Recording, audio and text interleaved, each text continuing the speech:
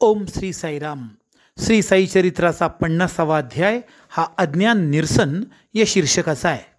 या अध्यायाच्या प्रारंभी ग्रंथकार म्हणतात की पूर्वजन्मी मोठं तप केलेलं असल्याशिवाय या जन्मी कोणालाही तिन्ही तापांचा नाश करणारे सद्गुरू किंवा संत यांचं दर्शन नाही होत. अशाच योग्यतेचे सत्पुरुष म्हणजे साईनाथ महाराज. साईंना सूर्याची उपमा देता येत नव्हती, कारण सूर्य अस्ताला जातो. साईंना चंद्राची उपमा द्यावी तर त्याच्या कलांचा प्रकाशाचा क्षय होतो. सद्गुरू साई महाराज हे चारही मुक्ती प्रदान करणारे थोर संत होते. त्यांच्या केवळ दर्शनाने सालोक्य, सामिप्य, सारूप्य आणि सायुज्य या 4 मुक्ती प्राप्त होतात. एकदा नानासाहेब चांदोरकर साईनाथांचे पाय चेपत होते आणि पाय चेपता चेपता मुखाने हळूहळू काहीतरी पुटपुटत होते. बाबा म्हणाले, नाना काय रे पुटपुटतोस, तोंडाने स्पष्ट का बोलत नाही? यावर नानासाहेब उत्तरले, मी गीतेचा पाठ म्हणतो आहे, इतरांना त्रास होऊ नये म्हणून मी हळूहळू म्हणतोय. बाबा म्हणाले, मला मोठ्याने म्हणून दाखव. नानासाहेबांनी साईंना नमस्कार करून त्वद्वती प्रणिपातेन हा श्लोक पूर्ण म्हणून दाखवला. या श्लोकाचा भावार्थ साईनाथांनी असा काही स्पष्ट केला, नानासाहेब अवाक झाले. साईनाथ म्हणजे चालते बोलते विद्यापीठ. साईनाथांनी प्रत्येक शब्दाचा अर्थ सांगताना जणू सर्व ग्रंथांचं सार विशद केलं.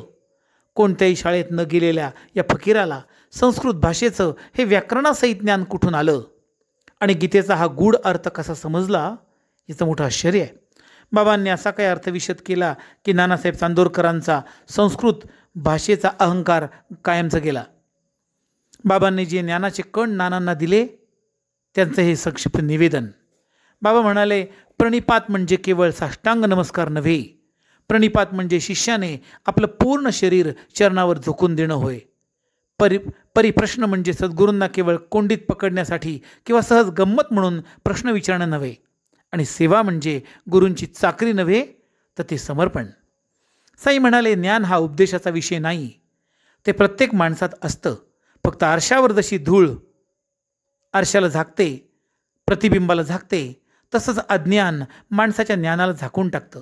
एखादा शल्य विसारद जसा डोळ्यातील मोतीबिंदूचा पडदा काढतो, अगदी तसाच सद्गुरू शिष्याच्या मनातील अज्ञानाचा पडदा दूर करतात.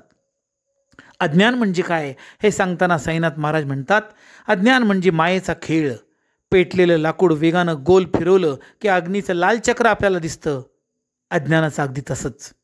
स्वतःला देह समजणं, स्वतःला मी समजणं हे अज्ञान, तर स्वतःला देवाचा अंश समजणं हे खरं ज्ञान. मना सतत प्रसिद्धीची हौस, मान सन्मानाची तीव्र इच्छा, कीर्तीची इच्छा, वरवरचं अध्यात्म हे तर विचारांचं दिवाळं. जीवाची देहाची हानी कशी होते हे सांगताना साई महाराज म्हणतात, विषयांच्या मागं इंद्रिय लागली की शक्ती खर्च होते. स्पर्श विषयाचा हत्ती उपभोग घेतो, पुढे त्याला मात्र अंकुशाचं टोचणं सहन करावं लागतो. रूप विषयाला पतंग भुलतो आणि आपलं शरीर जाळून घेतो.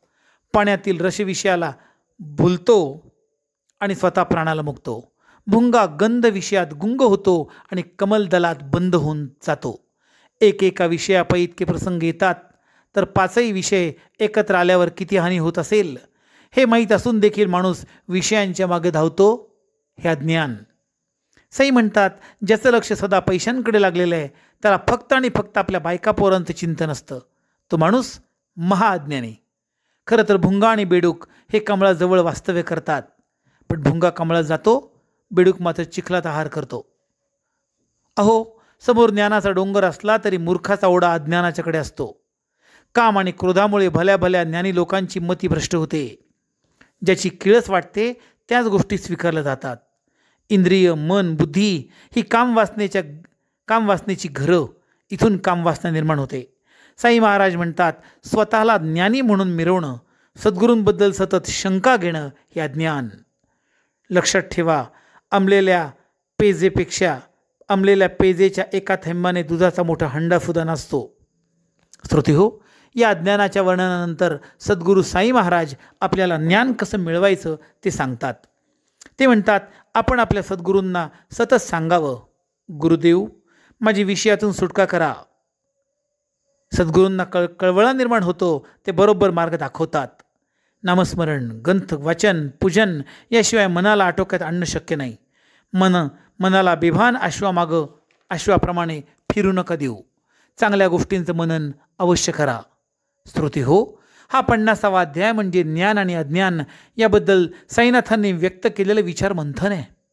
हे ज्ञान अज्ञानाचं विचार मंथन आपल्याला नक्कीच मार्गदर्शक ठरो, ते ठरणार पण आहे. श्रोते हो, इथे हा 50वा अध्याय पूर्ण होतो. भेटूया 51व्या अध्यायाच्या निमित्ताने पुढच्या एपिसोडमध्ये. तोपर्यंत ओम श्री साईराम.